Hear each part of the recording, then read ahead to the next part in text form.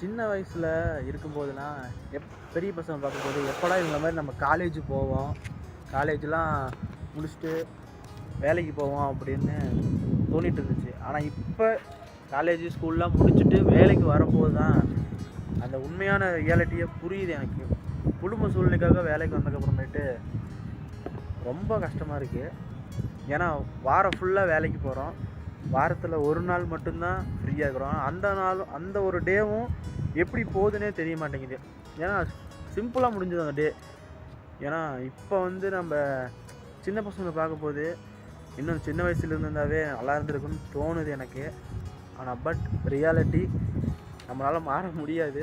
கஷ்டப்பட்டு தான் ஆகணும், குடும்பத்துக்காகவும் நமக்காகவும். இதுக்கப்புறம் நமக்குன்னு ஒரு லைஃப்பை க்ரோத் பண்ணால் நம்மளால் மட்டும்தான் க்ரோத் பண்ண முடியும். நாம் தான் மாற்றிக்கணும். பட் அந்த சின்ன வயசில் இருந்த மெமரிஸ்லாம் நினச்சி பார்க்கும்போது